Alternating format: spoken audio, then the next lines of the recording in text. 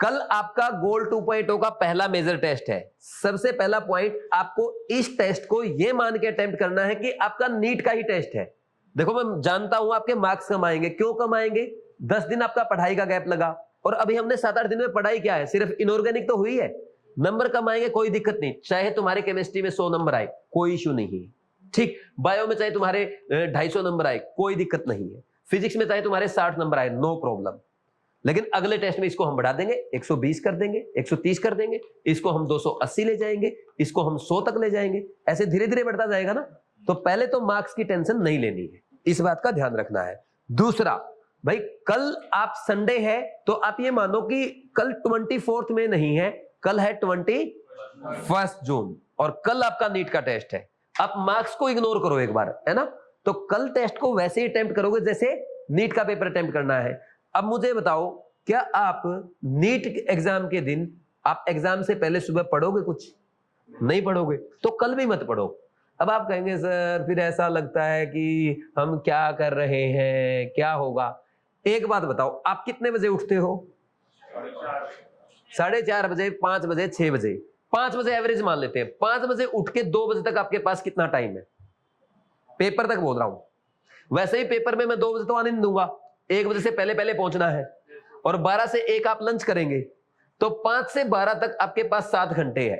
ईमानदारी से बताना मुझे, आप इन 7 घंटे में कितना टाइम यूटिलाइज कर सकते हो?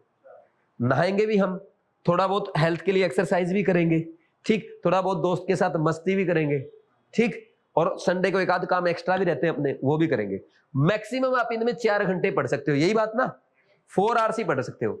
एक बात बताओ, अगर डेली आप वीक में 40 मिनट एक्स्ट्रा दे दो तो क्या ये 4 घंटे कवर नहीं हो जाएंगे? सिर्फ 40 मिनट एक्स्ट्रा देके, यानी नेक्स्ट वीक में मंडे से सैटरडे आप 40 मिनट डेली एक्स्ट्रा पढ़ दो। संडे को आप ऐसा रखो कि आपका टेस्ट का दिन है, आपका नीट का दिन है, 4 घंटे के लिए, फिर उसका रिजल्ट पता क्या आता है? 4 घंटे आपने पढ़ लिया, पेपर में ना वही याद आएगा जो सुबह पढ़ा है, और पूरा आप पढ़ नहीं सकते क्योंकि पूरे नीट का पेपर आएगा कल, फुल सिलेबस मेजर टेस्ट है तुम्हारा कल, वो तुम पढ़ नहीं सकते। तुमने है ना इन 4 घंटे की पढ़ाई में ना तो तुम टेस्ट अच्छे से कर पाए और ना ही 4 घंटे अच्छे से फोकस कर पाए। तो बेटर है एंजॉय करो, रिलैक्स करोगे तो उससे आपका ब्रेन फ्रेश रहेगा। ब्रेन फ्रेश होगा तो पेपर में फोकस अच्छा होगा, पेपर में वो क्वेश्चन गलत नहीं होंगे जो आपके मतलब ऐसे स्ट्रेस की वजह से या आपका ध्यान नहीं होता है, फोकस की कमी होने की वजह से गलत हो जाते हैं, वो गलत नहीं होंगे। तो सोचो, अगर तुम 400 की सोच के गए हो और फोकस के साथ पेपर किया, 450 आ गया, कितनी खुशी होगी अपने को? समझे नहीं समझे? तो क्यों अपना पेपर बिगाड़ रहे हो? सिर्फ 4 घंटे के लिए, 4 घंटे यानी डेली 40 मिनट, अगले वीक में डेली 40 मिनट एक्स्ट्रा दे दो। नहीं समझे? अच्छा, अगर पढ़ना ही होता तो मैं ही छुट्टी नहीं करता तुम्हारी।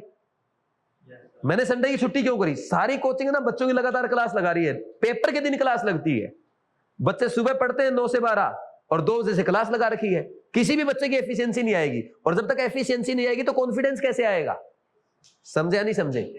ठीक, तो अब अपने को क्या करना है, पेपर में आप एक काम करो, बल्कि 12:30 बजे आगे बैठ जाओ 1.5 घंटा, और यहां 2 बजे तक बैठे रहो।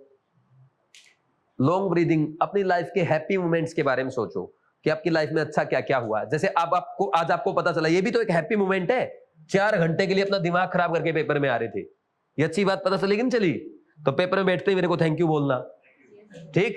फिर इसके बाद आप ना लॉन्ग ब्रीदिंग करना है, यहाँ पे वाटर बोतल अपने साथ रखो, ठीक। ड्रेस वैसे ही पहन के आओ जैसे पेपर में आपको बोलते हैं, बीवाइज की टी शर्ट पहन के आ जाओ, उससे ज्यादा फर्क नहीं पड़ता है। या जैसे आप ये बच्ची ने पहन रखी है ऐसा पजामा और टी शर्ट, जो उसमें चप्पल पहन के आते हो, वैसे आओ, ठीक, ताकि उस दिन भी ऐसा लगे कि हाँ चलो यार बीट का ही टेस्ट चल रहा है, बीवाइज का ही टेस्ट चल रहा है, ठीक।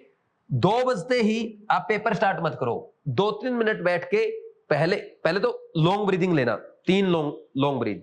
फिर अगले 3 मिनट ये देखो कि पेपर में इस बार असर्शन रीजन आए हैं क्या, मैथ्स कॉलम के क्वेश्चन ज्यादा है क्या, बायो में लंबी लंबी स्टेटमेंट्स है क्या, केमिस्ट्री में ऐसे क्वेश्चन है क्या जिनमें ऑप्शन खतरनाक से दिख रहे हैं, ये वाले ऑप्शन है क्या, या सिंपल है? इनऑर्गेनिक ऑर्गेनिक के ज्यादा लीनियर क्वेश्चन दे रखे हैं, या ऑर्गेनिक के लंबे लंबे मैकेनिज्म वाले क्वेश्चन दे रखे हैं? फिजिक्स में देख लो कितने डायग्राम वाले क्वेश्चन है, कितने डरावने क्वेश्चन है। पहले 3 मिनट पूरा पेपर में ऑब्जर्व कर दो। कुछ बच्चे क्या बोलते हैं, सर पहले देख लेता था फिर पेपर नहीं होता। भाई अच्छा, तू अगर पहले नहीं देखेगा आगे क्वेश्चन नहीं आएगा। ये तो अच्छी बात है अगर तूने पहले देख लिया। जिस बच्चे ने पहले ये देख लिया था बायो लेंथी है लेकिन केमिस्ट्री आसान है, उसका कॉन्फिडेंस हाई था कि बायो में चाहे मुझे 1.25 घंटा लग जाए मैं केमिस्ट्री 40 मिनट में कर दूंगा, उसको फायदा मिला है। और जिस बच्चे ने बायो लेंथी है 2025 से टफ है, गया वो 650 वाला बच्चा था 550 नहीं कर पाया। समझे कि नहीं समझे? अब इसके बाद 3 मिनट आपने ये देखा, अब पेपर को 3 राउंड में करो। पहले राउंड में वो क्वेश्चन जिसको सिर्फ एक बार पढ़ा और बिना पेन उठाए हो गया, फर्स्ट राउंड का क्वेश्चन, ठीक। सेकंड राउंड में वो क्वेश्चन होगा जो पढ़ा आता भी है लेकिन हल्की फुल्की कैलकुलेशन, जैसे यह था ना 30%, 40%, 50% ऐसे, है ना, जिसमें अप्रोक्सीमेशन लिया जा सकता है। आंसर आ रहा है 340, 440, 450, 540 ऐसे इस टाइप का, ठीक। या असर्शन रीजन हो गए, या ऐसे मैच द कॉलम हो गए जिसमें ना डायरेक्ट हो नहीं रहा है। कई बार होता है ना मैच द कॉलम में भी सोचना पड़ता है, ठीक। आपके बायो के स्टेटमेंट वाले क्वेश्चन हो गए। फिजिक्स का फॉर्मूला अप्लाई करते ही क्वेश्चन आ जाएगा, आंसर आ जाएगा। फिर आओ 3 राउंड पे। 3 राउंड में कौन से क्वेश्चन करोगे? ऐसे क्वेश्चंस जिसमें 2 या 3 कॉन्सेप्ट मिक्स है, जिसमें ऑर्गेनिक का मैकेनिज्म लिख के देखना पड़ेगा, जिसमें आपको एटॉमिक स्ट्रक्चर का डेरिवेशन करना पड़ेगा, वो वाले क्वेश्चन। समझे कि नहीं समझे? ठीक। और साथ में बायो के टफ क्वेश्चन, बड़े बड़े क्वेश्चन होते हैं, जेनेटिक्स के आते होंगे, आपके रिप्रोडक्शन के आते होंगे, वो वाले क्वेश्चन, ठीक। फिर इसके बाद एक बात का ध्यान रखना, कोई भी क्वेश्चन हो आपको 2 बार आपने पढ़ा और फिर भी समझ नहीं आया, इस क्वेश्चन को तीसरी बार पढ़ना नहीं है। कल के पेपर में आप ये प्रिंसिपल अप्लाई कर दो, आपको ये समझ में आ जाएगा 3 मई को क्या गलती हुई थी, ठीक। अगर आप ये जानना चाहते हैं 3 मई को क्या मिस्टेक हुई है जो 21 जून को नहीं होनी चाहिए, बस एक प्रिंसिपल अप्लाई कर दो, कोई भी क्वेश्चन हम 2 बार से ज्यादा नहीं पढ़ेंगे। 2 बार से ज्यादा पढ़ना पड़ गया वो क्वेश्चन आपको रिजेक्ट करेगा। आपको सिलेक्ट होना है, अगर सिलेक्ट होना चाहते हैं एग्जामिनर के tough, lengthy, calculative, out of syllabus questions को रिजेक्ट कर दो, अपने आप सिलेक्ट हो जाओगे। Because exam is not a selection process, exam is a rejection process. समझे या नहीं समझे? कर लोगे, बस ये फॉलो करना है। फिर इसके बाद 5 से 7 बजे तक घर जाके प्रॉपर रेस्ट, पेपर को फेंक दो, कपड़े धोने हैं, नहाना है, कुछ बना के खाना है, नाश्ता करना है, वो करेंगे। देन 7 से 9 प्रॉपर पेपर का एनालिसिस करेंगे 2 घंटे। उन क्वेश्चन का नहीं जो छूट गया, जो सोल्व नहीं हुए, 1 से 180 क्वेश्चंस तक पेपर में। ये पहले तो ये लिखो हर क्वेश्चन के आगे 10 मिनट, 15-20 मिनट, आधा घंटा बैठ के कि पहला क्वेश्चन में कौन से अटेम्प्ट में करना चाहिए था, इजी, मीडियम, टफ, मैंने बताया था ना वो। वैसा करो 180 के 180 क्वेश्चन के आगे, और कोशिश करोगे 20 क्वेश्चन के आगे लास्ट या लीव करने वाले क्वेश्चन लिखो।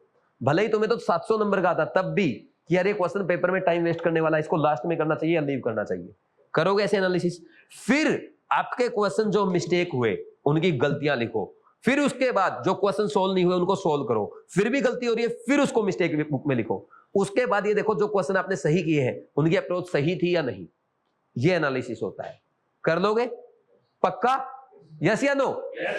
ठीक। तो ये अच्छे से कर लेना। बाकी आपको अगर कोई दिक्कत आती है पेपर मेरे पास ले आना, मैं आपको गाइड कर दूंगा, ठीक है। गोल के 5 टेस्ट करने हैं और ऐसे ही नीट के 5 टेस्ट करने हैं, अलग कोई टेस्ट करने की जरूरत नहीं है। सिलेक्शन की गारंटी दे रहा हूं। अगर आपने पेपर ऐसे किया और क्लास में जैसे मैंने बोला था वैसे पढ़ा, रैंक बूस्टर कोर्स की क्लासेस को फॉलो करते रहे, ठीक, ये क्लासेस करते रहो, टेस्ट वैसे ही अटेम्प्ट करो जैसे मैं बता रहा हूं। नीट के 5 टेस्ट कर लेना और डेली 6 घंटे क्लास, 6 घंटे सेल्फ स्टडी, आधा घंटा रिवीजन और मिस्टेक को दो। बस संडे को मत पढ़ो, संडे को सिर्फ टेस्ट और एनालिसिस करो। इतना अगर आपने कर लिया टॉप 1000 रैंक आ जाएगी। टॉप 1000 रैंक की बात कर रहा हूं, ठीक है। कर लोगे? Thank you.